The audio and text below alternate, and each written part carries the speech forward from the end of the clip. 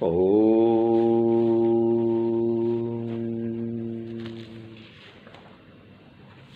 ब्रह्मवेदान्तविदो वदन्ति परमं प्रधानं पुरुषं तथान्ये विश्वोद्गते कारणमीश्वरं वा तस्मै नमो विघ्नविनाशनाय। श्रीमन्नारायणे नारायणे नारायणे भजमन नारायणे नारायण नारायण लक्ष्मी नारायणे नारायणे नारायण श्रीमन्नारायणे नारायण नारायण राघव नारायणे नारायण नारायणे माधव नारायणे नारायणे नारायण प्रेम से वृंदावन बिहारी लाल की जय। अथ श्री कार्तिक मास महात्मंतर्गते षोडशोऽध्याय नाम। नारद उवाच दीपदानस्य माहात्म्यं सेतिहासं पुरातनं वदतां शृण्वतां चैव सर्वपापप्रणाशनम्। नारद जी बोले कि दीपदान के महात्म्य तथा प्राचीन इतिहास को कहने तथा सुनने वाले के सब पाप नष्ट हो जाते हैं। ब्रह्मा द्वारा पूर्व काल में वर्णित समस्त पापों के हरने वाले दीपदान का महात्म्य को सुनो। प्राचीन काल में चंद्रवंश में उत्पन्न जयध्वज नामक एक राजा श्री नारायण में भक्ति रखने वाला था। वह प्रतिदिन विष्णु मंदिर में जाकर उसकी सफाई करता तथा उसमें दीपक जलाता था और सभी प्राणियों पर दया रखता था। एक बार वह राजा रेवती नदी के तट पर स्थित विष्णु मंदिर में पूजा करने के लिए पहुंचा। वहां पर वीतिहोत्र नामक उसका पुरोहित भी था। वह राजा जयध्वज के चरित्र को देखकर आश्चर्य में पड़ गया। विष्णु के ध्यान में मग्न राजा को बैठे हुए देखकर वेद वेदांग में पारंगत वीतिहोत्र ने राजा से कहा। वीतिहोत्र बोला, हे राजन, तुम धर्मज्ञ हरिभक्त परायण विष्णु भक्त तथा मनुष्यों में श्रेष्ठ हो। तुम नित्य मंदिर की सफाई करके दीपदान करते हो। अन्य लोग भी विष्णु की पूजा अनेक प्रकार से करते हैं, परंतु तुम केवल मंदिर की सफाई और दीपदान ही करते हो। इस महापुण्य के रहस्य को तुम अवश्य जानते होगे। अतः यदि तुम मुझसे प्रेम है तो उस गुप्त बात को मुझसे कहो। पुरोहित के इन वचनों को सुनकर चंद्रवंशी राजा ने मुस्कुराकर विनयान्वित हो हाथ जोड़ते हुए इस प्रकार कहा। राजा बोला, हे ब्राह्मण, आप मेरे पूर्वकालीन आश्चर्यजनक चरित्र को सुनिए। पहले सतयुग में स्वारोचिस नामक मनवंतर में वेद वेदांग में पारंगत एक ब्राह्मण थे। वह यज्ञ नहीं करता था तथा ग्राम याजक था। वह नीच निष्ठुर था, न बेचने योग्य पदार्थों का विक्रय करने वाला था। उस निंदित कर्म करने वाले को अपने ही भाइयों ने त्याग दिया। तदुपरांत वह दरिद्र दुखी दुर्बल था, रोगी बन गया। एक समय वह धन के लिए पृथ्वी पर भ्रमण करता हुआ श्वासकाश रोग से पीड़ित होकर नर्मदा नदी के तट पर पहुंचकर मर गया। उसके मर जाने पर बंधुमती नामक उसकी पत्नी व्यभिचार करने लगी, जिसके कारण उसे भी बंधुओं द्वारा त्याग दिया गया। तदुपरांत उस स्त्री और एक चांडाल के संसर्ग से मुझ दंडकेतु नामक महापापी था ब्राह्मण द्रोही बालक का जन्म हुआ। मैं पराई स्त्री तथा पराये धन का लोलुप जीव हिंसक गाय मृग एवं पक्षियों को नष्ट करने वाला था। मैंने सुमेर पर्वत के बराबर बहुत से स्वर्ण की चोरी की। मैं यद्यपि दूसरों की निंदा करने वाला था, क्रूर स्वभाव वाला था। इस प्रकार मैं नित्य पाप करता था, यात्रियों को लूटता था तथा पशु पक्षियों हरिण आदि जंतुओं के लिए काल के समान बना रहता था। एक बार मैं किसी पर स्त्री के साथ रमण करने की इच्छा से रात्रि के समय एक सूने विष्णु मंदिर में जा पहुंचा। वहां जाकर मुझ कामी ने मैथुन के उद्देश्य से अपने वस्त्र उतारकर मंदिर के एक भाग को साफ किया। उसके कारण मैंने मिट्टी के जितने कण बाहर फेंके उतने ही जन्मों के पाप नष्ट हो गए। हे ब्राह्मण, मैथुन के समय मैंने जिस दीपक को वहाँ जलाया था उसके कारण भी मेरे सभी दुष्कर्म नाश हो गए। हे ब्राह्मण, मैथुन के समय विष्णु मंदिर के भीतर जो दीपक जलाया गया था उसके प्रकाश को देखकर नगर के चौकीदार वहाँ आ पहुँचे। वे मुझे चोर समझ तलवार की तीक्ष्ण धार से मेरे सिर को उड़ाकर चले गए।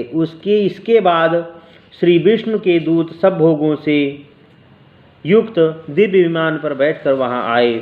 वे मुझे साथ लेकर विष्णु लोक जा पहुँचे। हे ब्राह्मण, वहाँ मैंने ब्रह्मा के 100 कल्पों तक निवास किया। दिव्य भोगों से युक्त वैकुंठवास की अवधि समाप्त होने पर मुझे देवताओं के योग्य भूमि में स्थान मिला।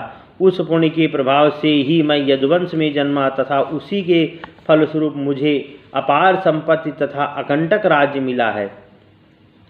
हे ब्राह्मण, मैंने काम तुष्टि के लिए जो कर्म किए उनके कारण भी मुझे ऐसा श्रेष्ठ फल मिला। तब जो लोग भक्ति युक्त होकर इन कर्मों को करेंगे उन्हें न जाने कैसा फल प्राप्त होगा।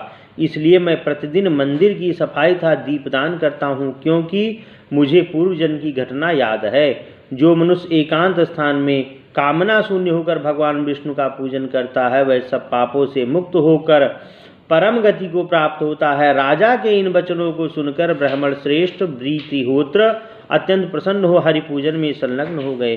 सूत जी बोले कि हे ब्राह्मणों, जो व्यक्ति ज्ञान अथवा ज्ञान में श्री नारायण का पूजन करता है प्रभु उसे मुक्ति प्रदान करते हैं। शरीर अनित्य है तथा धन भी नाशवान है। मृत्यु चाहे जब आ सकती है, अतः धर्म का संचय करना चाहिए। सभी बांधव अनित्य हैं, सभी संपत्तियां अत्यंत चंचल हैं तथा शरीर की मृत्यु भी सुनिश्चित है। अतः भगवान केशव की आराधना करनी चाहिए। हे मनुष्यों, तुम घमंडी बनकर गर्व क्यों करते हो? इस शरीर की रक्षा भी नहीं होगी, फिर संपत्तियों की तो बात ही क्या है। करोड़ों जन्मों के पुण्यों के प्रभाव से ही भगवान जनार्दन के प्रति भक्ति और श्रद्धा उत्पन्न होती है। गंगा में स्नान तथा अतिथि का पूजन करना सरल है। सब यज्ञ भी सुलभ हैं, परंतु विष्णु की भक्ति ही दुर्लभ है। मनुष्य योनि भी कठिनाई से मिलती है, अतः इसे व्यर्थ न गंवाया जाए, अन्यथा यमलोक समीप ही है। जो लोग संसार रूपी दुस्तर समुद्र के पार जाना चाहते हैं उन्हें हरिभक्त रूपी नौका का ही दुर्लभ आश्रय लेना चाहिए।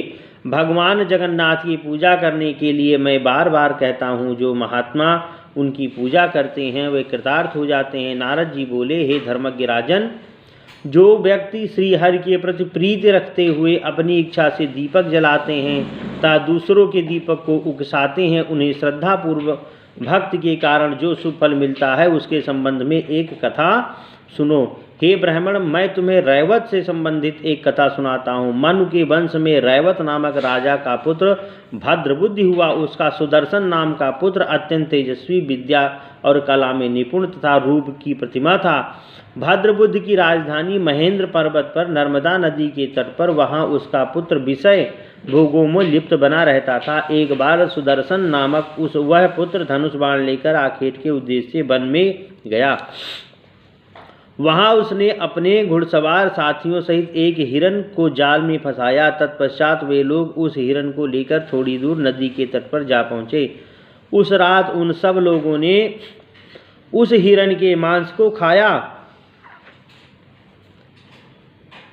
प्रातःकाल होने पर सुदर्शन जब नर्मदा नदी के तटवर्ती वन में रमणीयता को देखने चला, ठीक उसी समय नदी के दूसरे तट पर उसे एक सुंदर स्त्री दिखाई दी। राजकुमार को देखकर वह भी आश्चर्यचकित रह गई। वह गौड़राज की सुंदरी पुत्री मदनालसा अपनी सखियों के साथ नर्मदा नदी के तट पर क्रीड़ा करने आई थी। वे एक दूसरे को देखकर मोहित हो गए। तदुपरांत वे दोनों नदी में घुसकर लज्जित नेत्रों से एक दूसरे को देखते हुए क्रीड़ा करने लगे। तदुपरांत सुदर्शन अपने साथी सैनिकों को वहीं छोड़कर अपने घोड़े पर सवार हो अकेला ही नदी के दूसरे किनारे पर जा पहुंचा। उस समय वह सुंदर नेत्रों वाली स्त्री एक वृक्ष की ओट में छिपी हुई थी। पूछने पर उसने अपने वंश और पिता का नाम बताया। उस स्त्री को विद्या, कला, आयु तथा गुणों के अनुरूप पाकर वीर सुदर्शन ने उसके साथ अपना गंधर्व विवाह कर लिया। तत्पश्चात उन्होंने नदी तटवर्ती वन में रमण किया। फिर राजकुमार और मदनालसा दोनों अपने राजभवन में आकर सुखपूर्वक रहने लगे। इसके बाद राजा भद्रबुद्ध भी अपना सिंहासन पुत्र को सौंपकर तपस्या करने के लिए वन में चला गया। वह मदनालसा रानी कृष्ण का व्रत करती थी तथा अपने पति सुदर्शन को भी हरि पूजन के लिए प्रेरित करती थी। उन्होंने एक मणिजटित स्वर्ण की विष्णु मंदिर बनवाया था। दोनों पति पत्नी उसी में विष्णु पूजन किया करते थे। एक दिन कार्तिक मास में रानी विष्णु मंदिर में दीपक जला रही थी कि उसके पति ने उसे शीघ्रतापूर्वक अपने पास बुलाया, परंतु वह नहीं आई। तब राजा क्रुद्ध होकर उसके पास स्वयं ही पहुंचा था।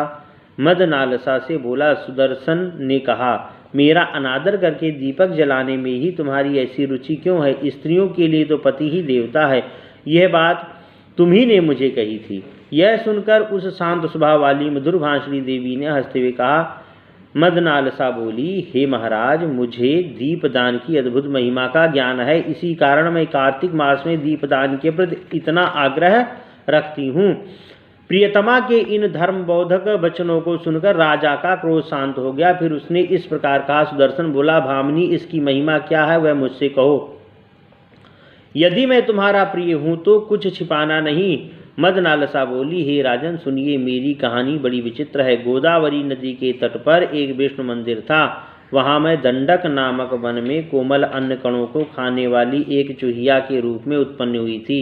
एक बार कार्तिक मास में वहाँ वेद ब्रह्म नामक एक मुनि आए और उन्होंने महीने भर तक वहाँ एक अखंड दीपक जलाया। एक दिन खाली मंदिर के भीतर तेल की कमी से उस दीपक की ज्योति क्षीण हो गई। तब मैंने उसकी बत्ती को ऊपर उकसा दिया। मेरे द्वारा उकसाई गई दीपक की लौ ने तेजी से जलकर मेरे मुंह को भी जला दिया। मुंह के जल जाने पर मैं कुछ खाने में असमर्थ होकर उस मंदिर के भीतर ही भर गई। तब मैंने वहाँ स्वप्न के समान प्रत्यक्ष रूप में यह देखा कि मेरे द्वारा उकसाया गया दीपक पहले की तरह ही जल रहा है। उसी पुण्य के प्रभाव से मैं इस जन्म में सुंदर हूँ तथा आपकी रानी बनकर सौभाग्यवती बनी हूँ। साथ ही मुझे पूर्व जन्म का स्मरण भी है। हे राजन, यदि श्रद्धापूर्वक विष्णु भगवान के समक्ष प्रतिदिन अखंड दीपक जलाया जाए तो उसके पुण्य को कौन कह सकता है? हे राजन, इसी कारण मुझे दीपदान के प्रति विशेष आग्रह है। नारद जी बोली। यह सुनकर सुदर्शन आश्चर्यचकित रह गया और कार्तिक मास में नियमानुसार श्री विष्णु की पूजा करने लगा। इस प्रकार कार्तिक मास में श्री हरि की अर्चना करते हुए दोनों पति पत्नी प्रसन्नता एवं प्रीतिपूर्वक इस लोक में सभी भोगों को प्राप्त कर शरीर त्यागने के बाद विमान में बैठकर भगवान विष्णु के लोक को प्राप्त हुए। श्री पद्म पुराणे कार्तिक मास महात्मंतर्गते स्वपर दीप प्रज्वालन जन्य महिमा वर्णन दंड केतु सुदर्शन मदनालसा उपाख्यान नाम षोडशोऽध्यायः। श्रीमन्नारायणे नारायणे नारायणे भजमन नारायण नारायणे नारायणे लक्ष्मी नारायणे नारायणे नारायण राघव नारायणे नारायणे नारायण। प्रेम वृंदावन बिहारी लाल की जय।